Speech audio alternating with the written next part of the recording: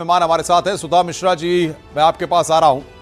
आप ब्रेक से पहले आप अपनी बात को पूरा कर रही थी और जाहिर तौर पर सबसे बड़ी बात यह है कि जिस तरीके से अमित शाह जी ने कहा कि जातिवाद तमाम चीजों को लेकर के जो पहले चीजें होती थी वो भारतीय जनता पार्टी की सरकार में अब नहीं दिखाई देती हैं। आपकी पार्टी पर ही कई गंभीर आरोप लगाए गए और साथ ही साथ मुसलमानों को लेकर के जो बातें कही उसके लिए भी कहा गया कि ये कांग्रेस की नीयत पर ही सवाल खड़ा करते हैं। अनुपम जी, आप सोचिए 10 साल तक चुप्पी साधे हुए सरकार अपनी नीयत के बारे में कह रही है कितनी अच्छी नीयत है, तो आप भी समझ सकते हैं। मैंने स्टार्टिंग इसलिए की थी कि नीयत कितनी अच्छी है कि 10 साल तक पूरा इनके पास सब कुछ था। अभी तो सीटें कम हुई है इनकी, उनके नीतियों की वजह से, लेकिन इनको 10 साल तक याद नहीं आई, जबकि 13 में इन्होंने समर्थन किया हुआ था बिल का। और आज इनको अचानक याद आ गई कि जो हम करने जा रहे हैं वो हम मुसलमानों के हित में करने जा रहे हैं। कैसे, मतलब ये लोग करते कैसे हैं, मुझे समझ में नहीं आता है। कि अगर आपको किसी की भलाई करनी है, आपको लगता है कि सब कुछ बुरा था, सब कुछ बुरा हुआ, सब कुछ बुरा होता तो शायद आज आपको नए नए नाम लेके नहीं आने पड़ते। कभी मेक इन इंडिया, कभी राइजिंग भारत, न जाने क्या क्या नाम लेके आते हो, लेकिन वो शेर कहाँ चला जाता है पता नहीं चलता है। आप जानते हैं कि जिसको आप आंख दिखा, लाल आंखें, चीन को आप उसको दिखा नहीं पाए, लेकिन उसने दिखा दिया एशिया में उस अमेरिका को कि आंख लाल कैसे दिखाते हैं। बड़ी बड़ी बातें बैठ के अपने पूर्वजों के बारे में ऐसी बातें बोलना, वो वही बेटा कर सकता है जिसको अपने काम पे कभी ये ना हो कि मैं अच्छा काम कर सकता हूँ। जिस तरह से अपने देश के प्रधानमंत्रियों के बारे में, जिस तरह से इस देश में जिस पार्टी ने अपने पूरे जीवन में सब कुछ इस भारत के लिए लगा दिया, उसके बारे में ऐसी बातें होती हैं और लोग सुनते हैं, हंसते हैं, उस पर बात करते हैं। कम से कम पूर्वजों के बारे में जब ऐसी बातें हो तो सबको एक स्वर में बोलना चाहिए कि जो कुछ भी जैसा भी रहा हो, हमारे पूर्वजों ने जो कुछ किया, आज आप यहाँ तक पहुंचे हैं तो ये आपकी जिम्मेदारी है कि आज पहुंचे हुए यहाँ भारत को हम कैसे बेहतर कर सकते हैं। लेकिन नहीं, ये लोग तो बस पीछे पलट के देखेंगे। और जहां जहां पे मंदिरों में, मस्जिदों में आपने देखा कभी इसके पहले कि कोई बुर्का पहन के हिंदू लड़का, कोई दाढ़ी बढ़ा के मांस लेके कोई हिंदू लड़का, इसके पहले आपने नौजवानों को ऐसा करते हुए देखा था क्या? ये इनकी राजनीति है कि हर जगह कभी मांस का लोथड़ा लेके, कभी बुर्का पहन के, कभी कुछ करके, जो हिंदू लड़के हैं जिनका काम था इस देश के हित में काम करना, उनको भड़का के आप वहां खड़ा कर देते हैं। आप किसी का घर तुड़वाते हैं, कभी कुछ करते हैं, कभी कुछ करते हैं। आपके बच्चे बाहर पढ़ेंगे।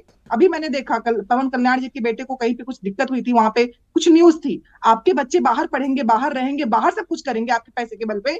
और जो बच्चे यहाँ के आपसे नौकरी मांगते हैं, महंगाई की डर से आपसे बातें करते हैं, आपसे चाहते हैं कि उनकी जिंदगी में कुछ अच्छा हो, आप उनको खड़ा कर देते हैं कुछ भी करने के लिए। और चलिए आप कहते हैं चलिए, मैं आ कांग्रेस रहा हूं ने सुधा इतनी जी आपके गलतियां की। पास। मैं आप अशोक भी यादव जी नहीं, से एक अनुपम जवाब जी ले एक लूं। बात और, अनुपम जी एक बात और, जी नहीं नहीं, अगर आप लोग सुनते हैं, पत्रकारिता कर रहे हैं, तो ये आप लोगों का ही फर्ज है। आपने भी अपने पत्रकार से कहा कि लखनऊ में दिखाइए कहीं भी चल रहा है कि नहीं, जहां वो खड़े हैं वहां पे कहीं प्रदर्शन हो सकता है क्या?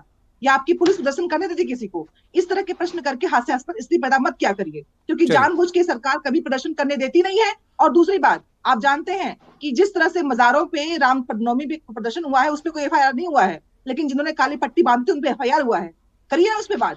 नहीं कर पाएंगे आप लोग। आप बात करिए ना कि कैसे बेटी मैडम बनारस बात ही में कर रहे हैं, आप कितने नहीं लोगों ने कर रेप किया पाएंगे। उसके इतनी साथ। नेगेटिव अगर आप नहीं, रहेंगी, आप मैं किसी भी नहीं, अपने पत्रकार आप को पे यहां नहीं, आप मैं सर्टिफिकेट आप पे देने के लिए नहीं, नहीं बैठी हैं। आप पे नहीं, लेकिन इस देश में आप पत्रकारिता सर्टिफिकेट पे मत जो कुछ दीजिए ना भी बार लग रहा बार। है उस आप पे नहीं लगाना कर पड़ेगा। पाएंगे, नहीं कर पाएंगे। हम यहां क्या कर रहे हैं नहीं, ये? हम नहीं कर पाएंगे। आप लोगों की क्या मजबूरी नहीं पता, लेकिन मजबूरी दिख रही है। मैडम मेरी कोई दिक्कत इस मजबूरी बात नहीं की है। है देखिए, आप कि वो मुझ पे सवाल इस तरह से मत करिए। बनारस मेरी में उस कोई बच्ची मजबूरी के नहीं है। साथ जो मैं यहां 50 किसी साल की मजबूरी में रेप सवाल होता नहीं कर रहा। रहे हैं। नहीं नहीं, आप नहीं, इस मैं तरह से सवाल नहीं अगर खड़ा कर बनारस सकते। में नहीं, इससे पहले, अशोक यादव, सुनिए, नहीं मैं जो सुधा जी, नहीं नहीं, ये आप मुझ पर सवाल खड़ा करेंगी तो मैं आपको समझ दूंगा। अशोक यादव जी जवाब जी। दीजिए। भाई आप बताइए, मैंने क्या क्या निष्पक्ष तरीके से सवाल नहीं कर रहा हूं? क्या मैं इस चर्चा को किसी पार्टी की विशेष की तरफ चलाने की कोशिश कर रहा हूं? जो सवाल उन्होंने जो जवाब दिए हैं उस पर आपकी प्रतिक्रिया चाह रहा हूं। सुधा जी, आप सर्टिफिकेट देने की इस तरह से नहीं कोशिश मत नहीं, करिए। मैं नहीं सीधा नहीं, अशोक आती हूँ यादव आपसे जवाब दीजिए। प्रश्न। आप भाई सुधा जी आप का ऑडियो मेरे डाउन करिए। साथ, अशोक यादव जवाब दीजिए।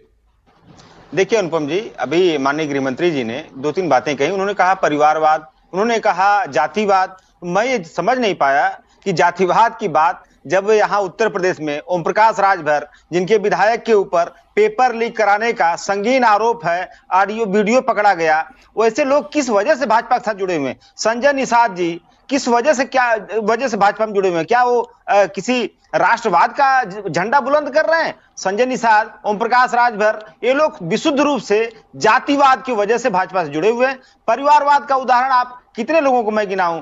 बिहार में शुरू कर लीजिए, चिराग पासवान से लेकर के तमाम जातिवादी पार्टियां को लेके इनका गठबंधन है, तमाम जातिवादी नेताओं के पुत्र और पुत्रियां भाजपा में मंत्री, विधायक, सांसद बने हुए हैं। तो ये दोनों बातें मुझे नहीं लगता कि भाजपा को, माननीय मोदी जी या शाह जी को ऐसे बोलना चाहिए। दूसरी बात उन्होंने कहा मुस्लिम लीग बंटवारा भारत का। देखिए अनुपम जी, इतिहास को कोई बदल नहीं सकता। इतिहास में जो सच्चाई लिखी है उस चीज को न तो आप डिनाई कर सकते, न तो हम डिनाई कर सकते हैं। अब ये क्विट इंडिया मूवमेंट कब चल रहा था? 40 के दशक में चल रहा था। उस समय भारतीय जनता पार्टी के परदादा, जिनको श्यामा प्रसाद मुखर्जी के नाम से जाने जाते हैं, हिंदू महासभा, उनका क्या रोल था, उनके दल का क्या रोल था? मुस्लिम लीग के साथ मिलकर के सरकार बना रहे थे। वही मुस्लिम लीग भारत में विभाजन की पृष्ठभूमि तैयार कर रही थी। और उसके बाद अमित शाह जी करेंगे, अरे वो तो कांग्रेस पार्टी ने किया। आप बताइए 60 रुपए पेंशन कौन ले रहा था अंग्रेजों से? अंग्रेजों की दलाली कौन कर रहा था? मैं आऊंगा अशोक जी इस पर।